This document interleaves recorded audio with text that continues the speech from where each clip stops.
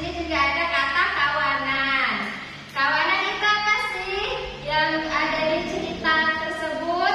Ada yang tahu nggak kawanan? Kawanan itu adalah kelompok hewan sejenis. Misalnya, itik itu kan berbeda dengan hewan lain kan? Kakinya berbeda, mempunyai bulu yang berbeda. Jadi kalau ada hewan itik bergerombol itu namanya sekawanan itik. Selanjutnya yaitu berselaput. Berselaput itu seperti contohnya kaki itik. Kaki itik itu kan ada jarak antara jari satu dan jari yang kedua ini.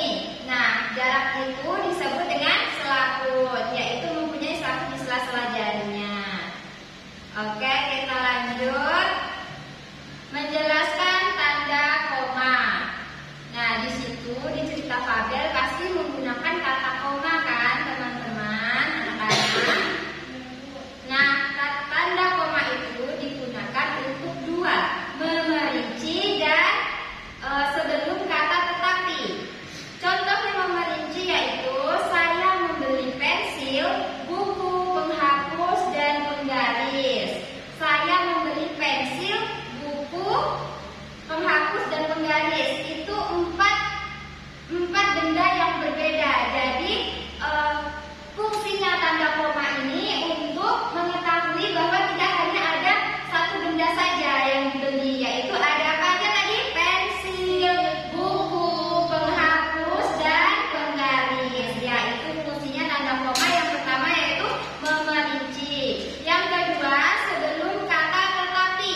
Contohnya ya, itik merasa sedih, tetapi ia tetap semangat. Nah, sebelum kata tetapi itu pasti ada tanda koma. Itik merasa sedih, koma, tetapi ia tetap semangat. Oke, lanjut. Di dalam cerita fabel pasti mempunyai pesan moral. Nah, pesan moral yang ada di cerita rahasia kaki itik itu adalah jangan mengejek teman. Setiap orang memiliki kelebihan masing-masing. Kita harus menghargai perbedaan dan menggunakan kelebihan kita untuk membantu orang lain. Nah, udah selesai ini masalah fabel yang itik. Ibu sekarang mau menunjukkan ke kalian tentang fabel yang lain. Ini ibu punya cerita tentang beruang dan kelinci. Beruang dan kelinci ini judulnya bisa kalian lihat sendiri ya, belajar menghargai. Mau lihat sama-sama ceritanya? Wow, ada gambar apa nih di sini? Kelinci dan beruang. Siap kita baca. Oh iya, ini kan ada kelinci dan beruang. Berarti tokoh di cerita ini ada apa? Kelinci dan beruang. Oke, kita sudah paham ya anak ibu. Mau kita baca ceritanya? Oke. Bentar ya dibacakan ya. Di hutan yang sejuk, hiduplah kelinci dan beruang. Kelinci sangat cepat dan lincah, sedangkan beruang berjalan lambat tetapi kuat. Meskipun berbeda, mereka tinggal berdampingan di hutan yang damai. Bisa kita lihat tanda koma di sini. Di hutan yang sejuk, hiduplah kelinci dan beruang. Di hutan yang sejuk ditandai oleh tanda koma. Setelah itu hiduplah kelinci dan beruang, lalu tanda titik. Bisa kalian temukan ya di cerita ini tak penggunaan tanda komanya. Lalu kita lanjut ke cerita ya anak-anak. Suatu pagi kelinci berlari melewati beruang yang berjalan. Karena merasa dirinya lebih cepat, kelinci mulai mengejek beruang. Kelinci bilang, "Beruang, kenapa jalanmu lambat sekali? Apa karena kakimu besar?" Kelinci bilang begitu. Lalu si beruang menjawab, "Aku memang tidak secepat kamu kelinci, tapi aku kuat dan selalu membantu teman yang kesulitan," jawab beruang. Kita lanjut lagi. Lalu di sore hari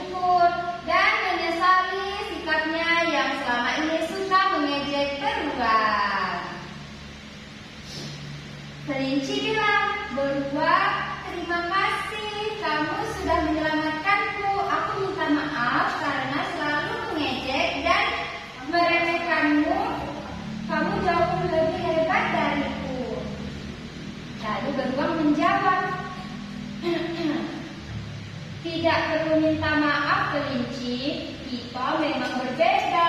Kamu cepat dan pintar, aku kuat dan tangguh. Perbedaan membuat kita saling melengkapi. Itulah indahnya persahabatan yang saling menghargai.